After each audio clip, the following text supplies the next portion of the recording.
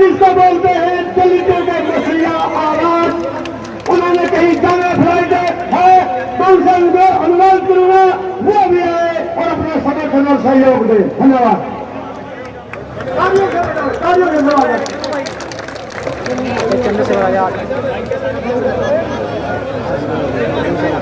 बहुत बहुत धन्यवाद। मुरलाना की ये धरती जहां आज देश की बेटियों के समर्थन में जो पंचायत है, उस पंचायत में पहुंचे ये क्षेत्रों के और आसपास के सभी क्षेत्रों से आए लोगों का बहुत बहुत धन्यवाद। क्योंकि ये हक हकूक की और पगड़ी की लड़ाई है, तो मैं इस मंच का और इस मंच के जो आयोजक हैं, जिन्होंने मुझे और इस मंच पर उपस्थित सभी साथियों को यहाँ बुलाने का प्रयास किया, हमारे भाई जयंत चौधरी जी, हमारे गवर्नर साहब सतपाल मलिक जी, गुरनाम सिंह चड़ूनी जी, भाई पुष्पेंद्र जी,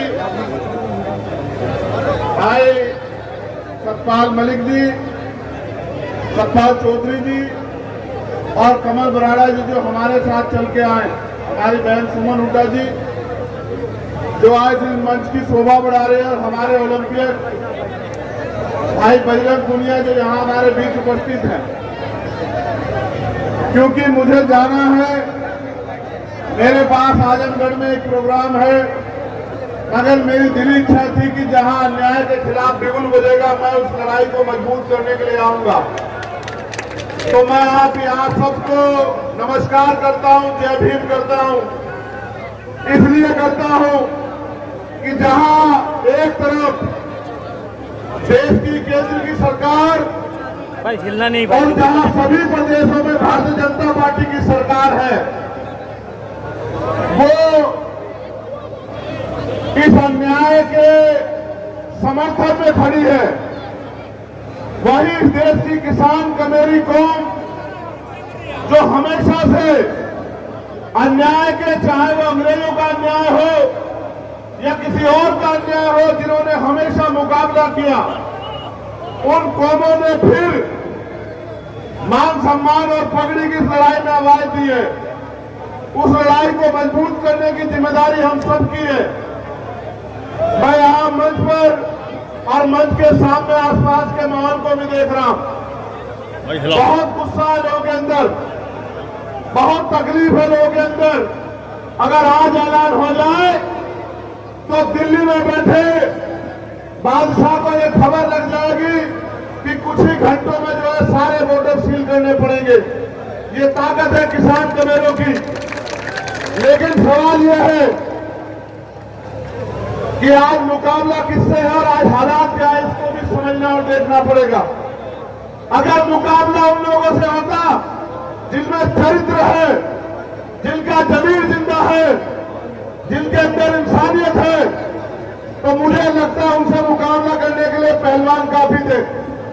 लेकिन मुकाबला उनसे है जो बहन बेटियों की आवाज को, इस अन्याय को दिल्ली की कुर्सी में बैठ के नहीं देख रहे या देखना नहीं चाहते।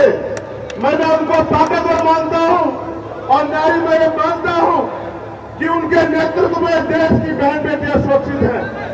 आपने देखा आज जब हम लोग इकट्ठा हुए, हमारा दर्द यह है कि 28 मई को क्या हुआ। जब 28 मई को वो बेटियां जिन्होंने देश का नाम रोशन किया, जब वो 28 मई को महिला पंचायत के लिए निकली, तो उन्हें क्या सहना पड़ा, किस तरह से गुंडों जैसा बर्ताव उनके साथ हुआ। और पूरी सरकार ने हमारी पगड़ी का तमाशा देखा और हमें बेइज्जत किया दिल्ली से। उस अपमान को हम लोग नहीं भूले और इसलिए आज जमीन पे हमारे लोग यहाँ इसलिए बैठे, चाहे वो उत्तर प्रदेश से चल के आए या पंजाब से, हरियाणा से या राजस्थान से, वो इस सरकार को इस अपमान के खिलाफ बगावत का ऐलान करने के लिए आए हैं कि हम किसान कमेरे, हमारी पगड़ी हमारी इज्जत है, हमारी बहनें, हमारी माँ, उनका सम्मान। और अगर हम अपनी बहनों के सम्मान की रक्षा नहीं कर पा रहे तो हमारा जीवन बेकार है। यह ऐलान करने के लिए आज हम लोग यहाँ आए। और जो झूठ तमाम तरह का फैलाया जा रहा है कि एक जाति के लोग लड़ रहे हैं, ऐसा झूठ किसान आंदोलन में भी फैलाया गया। ऐसा झूठ हर आंदोलन में फैलाया जाता है, लेकिन आप किसान आंदोलन का भी परिणाम याद रख लो। अगर आप नहीं मानेंगे तो कुछ दिनों में मानेंगे, लेकिन आपकी किसान कमेरों की ताकत के आगे ये तानाशाही सरकार झुकेगी और वो आरोपी जो अरेस्ट होगा वो जेल भी जाएगा, उसको सजा भी होगी। ये बात आप याद रखना। ये किसान कमेरों की धरती भी है और बाबा साहब अम्बेडकर, संत छोटू राम, चौधरी चरण सिंह जी, वो तमाम महापुरुष जिन्होंने अपने इस किसान कमेरे वर्ग के हक अधिकार की लड़ाई लड़ी, आज उनकी एकता को बुलंद करने के लिए यहाँ हम लोग आए। और हम ये मानते हैं कि सरकार से बिना एकता के नहीं जीता जा सकता है। वो एकता जो इनकी जड़ें उखाड़ देगी, और वो एकता एकमात्र एकता है किसान कमेरों की एकता। गांव में रहने वाला किसान कमेरा जो एक दूसरे का साथी है, अगर वो एकजुट हो जाएगा, भाईचारा बनाएगा, इनकी नफरत के एजेंडे में नहीं आएगा और हक हकूक की लड़ाई सड़क पर लड़ेगा, अपने नेताओं के, अपने लीडर के हक हकूक उनके निर्देश में काम करेगा, तो मेरा यह मानना है कि आज नहीं तो बहुत जल्द ये सरकार घुटनों पे आएगी और देश के प्रधानमंत्री फिर से माफी मांग किसानों से, कमेरों से, महिला पहलवानों से, हमारे पुरुष पहलवानों से, हमारे कोचे से, सबसे माफी मांगेंगे और ये कहेंगे कि हमने गलती की, हमने गुंडेगार आरोपी का साथ दिया। और मेरा यह मानना है जैसे जैसे आपकी पंचायत बढ़ेगी, जैसे जैसे आपका झंडा डंडा एकजुट हो जाएगा, वैसे वैसे वो दिन करीब आता जाएगा। मुझे एक शिकायत है आपसे, ये कहना जरूरी है। आज हमें अपनी पगड़ियों को अपनी बहनों के सम्मान में इकट्ठा कर लेना चाहिए।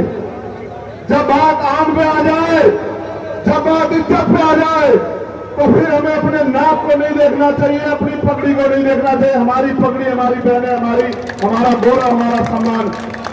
मैं ये बात आपसे इसलिए कह रहा हूं कि हालात देखिए, अगर हम अपनी बहनों के सम्मान की रक्षा नहीं कर पाए तो घर जाके अपनी बहन बेटियों को क्या जवाब दे पाएंगे, ये भी सवाल आप अपने आप से करना। आज हमें अपनी पगड़ी की नहीं, अपनी एकता को मजबूत करने की जरूरत है। हमें सर्वे सर्वा बनने की नहीं, हमें अपने हिस्से में इस जीत को लेने की नहीं। ये बहन बेटियां, हमारी पहलवान जीते, उनके आंसुओं का मोल हो और फिर कोई ताकतवर हमारी पगड़ी से ना खेल पाए, इस बात का भी ध्यान रखना है, इस बात की भी इज्जत रखनी है। आज ये जिम्मेदारी हमारे कंधों पर है सब लोगों की। इसलिए मैं आपसे कहना चाहता हूं, अगर वाकई में जीत रहा है तो एकजुट होकर लड़ो। और हमारे पास गार्जियन के रूप में गवर्नर साहब बैठे हैं।